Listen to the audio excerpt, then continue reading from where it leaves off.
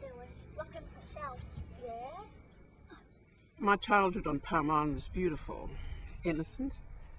We had a lot of games with friends. We went fishing. We went swimming in the creek. We went swimming in the sea. We knew nothing about the act that we lived under until one day I was just going home, as I did every afternoon. And then the local police came up and just said matron wanted to see me. I had no idea why. I sort of went up there puzzled in my own mind. And I seen the scissors on the table. I knew what it was for. And she cut almost every bit of the hair off my head.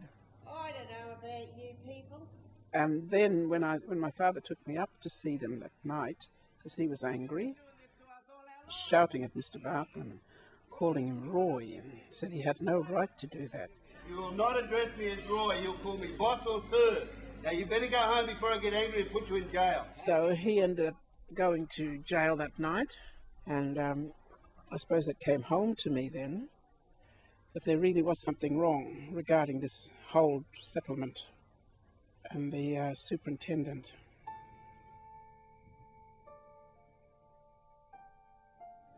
We lived under what was known as the Protection Act, because the government collected Indigenous people, mainly Aboriginal and Islander people, and were placed on reserves, and Palm Island was one of the places they placed a lot of people on because of the isolation. It was 35 kilometres away from Townsville. I suppose in the mind of the government they thought out of sight, out of mind. When Mr. Barkham came along, he governed this community with a very stern sort of attitude that brought the people, brought our fathers to realise that this wasn't right. Men used to come before they go to work, they had to line up in front of Mr. Barkham, and I suppose they sang God Save the Queen. Then they would salute. But if one of them should come 5 minutes late, they would also be escorted immediately to jail and be on bread and water. That was the famous food for prison, bread and water for 2 weeks.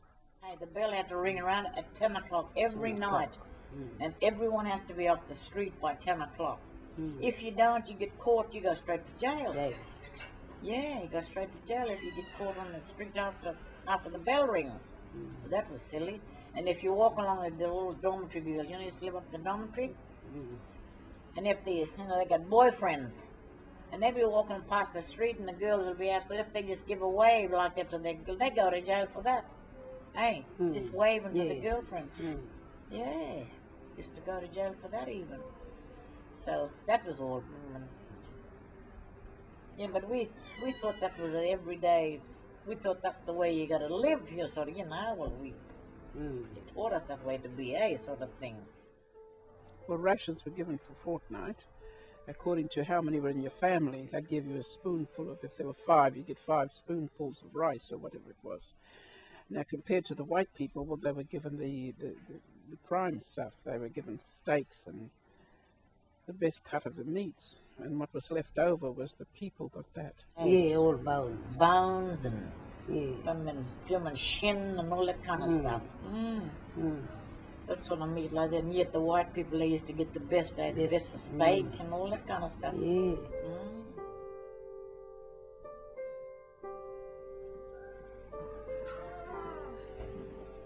Come on, kids. Dad be home soon. The play is my story, a story of a person who remembered at the age of 15 what happened. When I followed the men, I followed the crowd of people that were in that strike, and somehow or other everything's sort of like an indelible mark in my mind and my memory that I remember and see these things so clearly. Because when the strike took place, it's a month before the strike took place, we knew it was going to take place because my father told us. He called us home and he told us that the strike would take place on Palm Island for justice, freedom, basic human rights. He said, because we're treated like dogs. Well, it's maybe the last time we need to share our prayers, because tomorrow the strike will take place at 4 o'clock. When I came home that afternoon and seen the people gathering under the clock, my first reaction was fear, because nobody has ever stood up to a white person. And here these people were gathering under the clock. And then I seen them all move as a body towards the superintendent's office and shouted and called him out. And I just stayed there and hung around with them while they went on like this. They threw the chairs out of the local police station. They took the glasses of one of the old local police, who was obviously one of the old fellows that was on Mr. Barton's side. And people just came from everywhere and just joined in.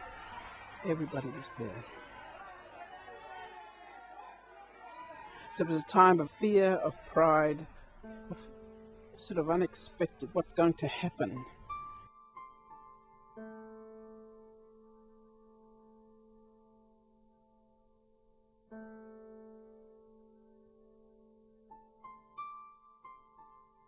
It was when the next day, when the boat came in with the ration, the cargo for the white people, that nobody went out to carry the cargo in, and that was certainly strange. Poor black fellas used to go up and empty all their toilet system, their lavatories, and there's no toilet. All the black fellas used to go up and empty all their things. But when the strike was on, they made them white fellas go and empty their own. Pick up their own cargo. Yeah. And the choice meat that came to the butchers, the strikers got them and cut them up for all the people to have the good parts for a change, and left what was left over for the white staff. But it was certainly a time that we felt free.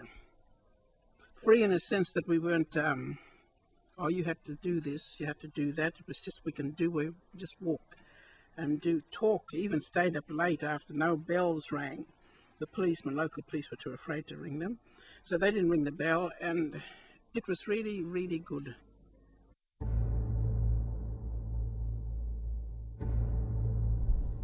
But then 44 policemen came over with batons and guns, and most of the islanders felt afraid and they left, leaving 7 men. And there were Albigaya, who's a hygiene officer, and there was Sonny Sibley, who used to work at the mill. There was Eric Lamberna, there was Bill Congu, George Watson, Gordon Tapau, and of course my father, Willie Thaiday. Look, brothers, we know some of our people let us down, but that's not going to stop us from doing what we did. We did what we wanted to do, didn't we? Yeah. No way, that's not gonna stop me, that's not gonna stop us. I'll stand by you, brother. Yeah. We'll all stand by you. We'll go for broke. Oh, they were marvellous. They yelled at go for broke. And I think that sort of developed in me at that time. Was strength. If you knew you were right, and the consequences mightn't be good, but you know that you're right, you stand for that right, even if you're the only one that would stand for that right, you stand for it.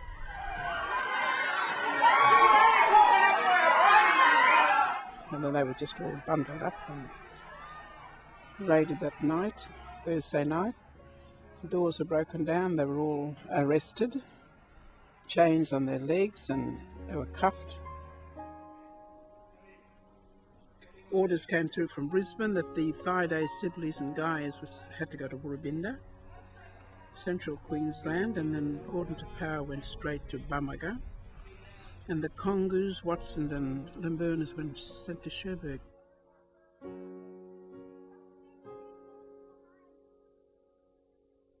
Everybody had their own tribal area, and they never ever asked to come here, but they were placed there by the government orders, and then we were born. So this became our place, our home, our land. And we grew up knowing only this place as the only world that we ever knew. We knew no other world. All I felt at that time was pain. The pain of not understanding. Why are they doing this? And I can see myself as a 15-year-old girl in the middle of that ocean looking back, knowing that at that time I didn't think I'd ever come back to this island, and I didn't know where I was going.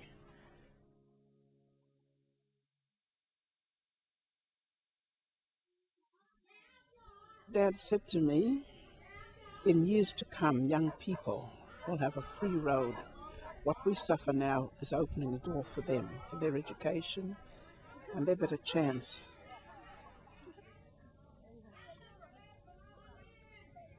But on my return to Palm Island back in 1994, it was surprising that so little people knew about it. So easy they've forgotten. I decided to fight to make those men recognised. So this was the place where they started from, and when we came here they had a garden here in this place. So I asked them to remove the garden and make it into a park. I had some little struggling to do with that, but I got through with that, and they decided to take the garden away. And the 7 stones that you see in front of the jetty there, they're facing the sea to represent the men when they were cuffed and taken down to be put on Mr. Whiting's boat. Then to tell the story of what the men did, the bravery of each one of those men is certainly depicted in the story. We've got to strike.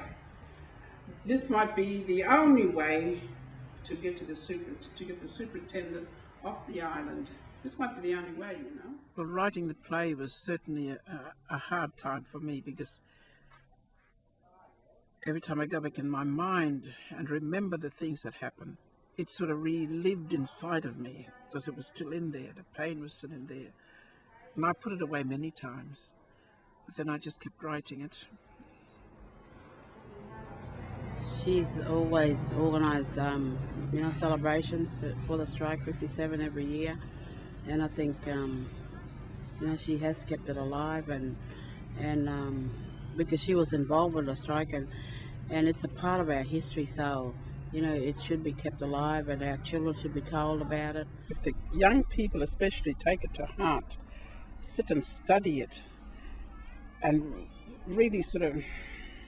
It's hard because they've all, as soon as they turn 18, they've started to drink, maybe even younger than 18. Drugs are just as bad.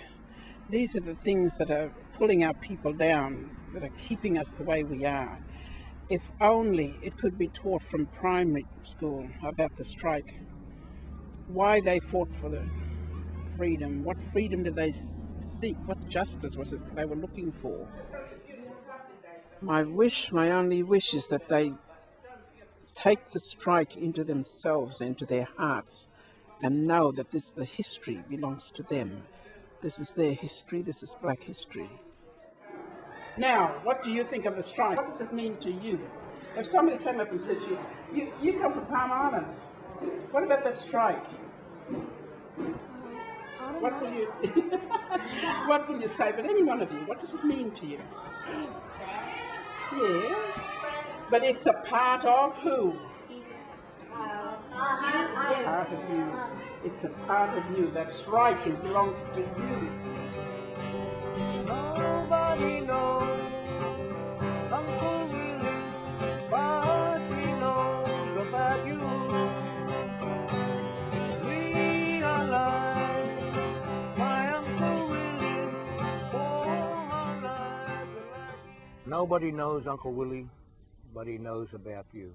Nobody knew about him, but he knows about this society. He knew what was going on. Him and Dad knew what was going on, and they said, "Come on, brother, they can't do this anymore," And look, this reenactment thing is the most fantastic thing. I've been singing those songs for a long time, and this is the real time to tell the real story. We can't be under the thumb of the white man all our lives. We must lift up our standards of living. We want to live like the other people in Australia. We're very happy to have the Big Eye Theatre in Townsville to do the play for us. But I was also equally happy to have some of our own local people. We got to do something. Just say that up, Niva.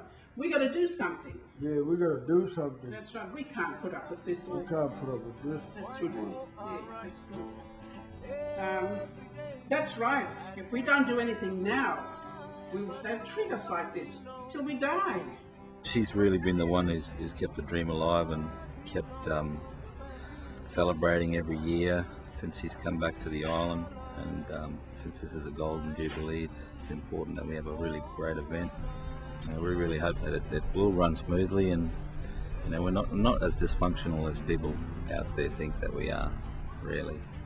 So when it comes to organising things and putting on something that's professional and entertaining, we can do that. And we hope that this 50-year celebration is exactly that, something that people can be proud of. Coconut trees swaying in the breeze. These are things of our lives. We're not troublemakers like they print us to be, a down place, a place that is violent, like they've written up against us. This is the positive thing that came out of Palms, and I'd like the world to know that through that play. He's older than me and you, but he come along one married to another. He asked me, right, you know.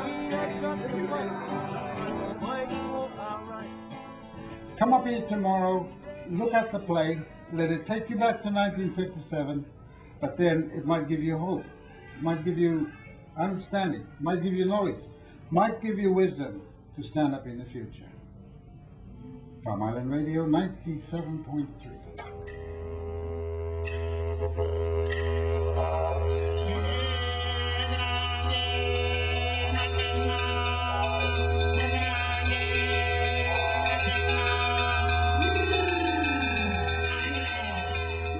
Welcome to Palm Island, in spite of the rain.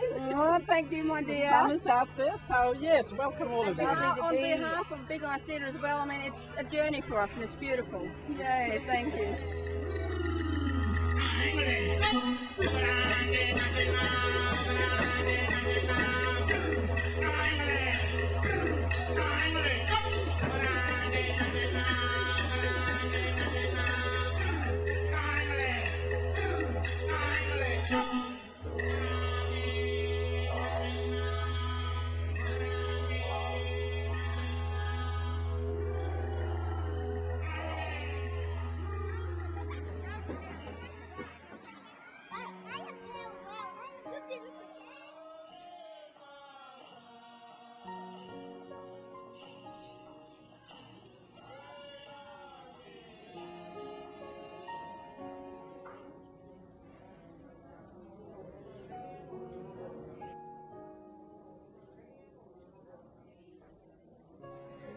If I was there next to my grandfather and those 6 other men, if I was there that day to have witnessed, and this is the closest I'll ever get to witnessing, is that I would be in such awe of those 7 men, I think. In fact, I still am. I will always be in awe of those 7 men.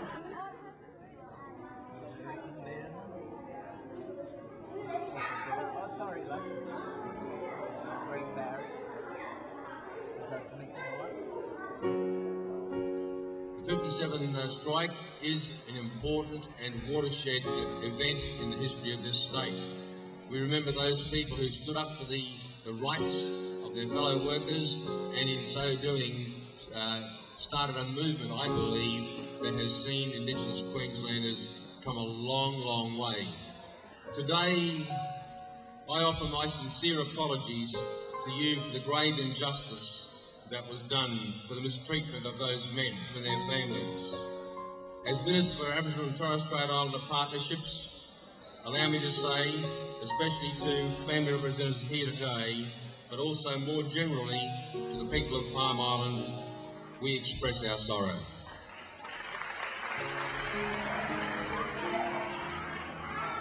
I just came to thank you all for the play and wishing you all the best. I know you will do the best, and I know you're marvellous. So thank you, and run with it.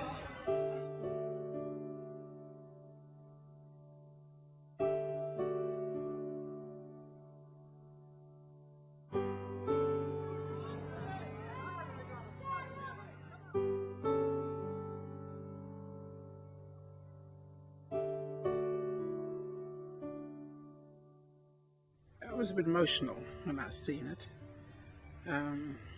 To actually see something that you've done in your life in reality and have it acted that seemed to have healed a lot of the feelings that I feel inside. And when you was born, your mother called you Roy. And when I was born, my mother called me Willie. So I am Willie and you are Roy. Roy? The people reacted wonderfully well. And for all the actors that were there, they got a beautiful response from the community as a whole for the parts they played.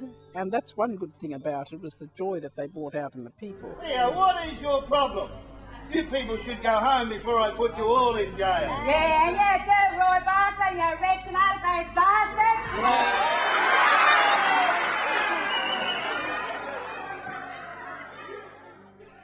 And I think that I've, accomplished what I set out to do, and that was to make these men recognise that they fought for the rights of all Aboriginal and Islander people in Australia. We can't be under the thumb of the white man all our lives. We're to lift up our standards of living. We want to live like the rest of the people in Australia. Yeah. We've been under this fucking act too long now. That's true. That's true. They died thinking they fought for something that they never won. But I believe through this 50 years celebration, they won. They fought a good fight, and I was proud to carry that fight on.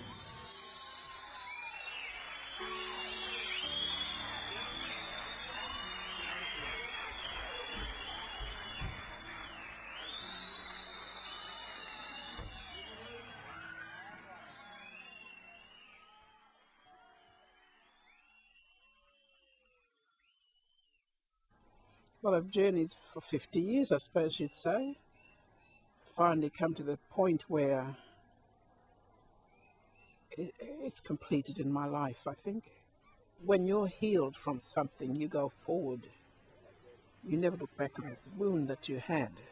It's healed and covered and gone, and you look forward to a better future, and that's what's happening here. We're looking for a better future, for not only for ourselves, but for the young generation, to carry it on and to live what those men fought for, to live it, not just sit and learn, oh, this is what happened back then. But that happened then, this is what I'm going to do today, is I will fight for justice, I will fight for freedom. This belongs to me. They've encouraged me. They've gone when nothing was available for them. They've gone for broke. I've got everything. I've got the schools, I've got education. So I'll go for broke for whatever I want to. That's what I want them to do, is to go for it. We are alive, my Uncle Willie, all our lives are like it. So let me tell you people, I would ask our young ones to please take these stories, these true stories that have happened right here on Palm, to take them very, very seriously, to take the time to actually learn about it, to appreciate it, to ask questions about those stories, and to really try to understand what these 7 men were standing for. Try to understand the world that they were living in. Because to understand those kinds of stories, I guess, in a way, is a means to understanding yourself and understanding your own strengths, so that you can be just as strong, if not stronger, than those 7 men. we have got to fight for our rights every day and every night. Just better yourself and achieve your goals.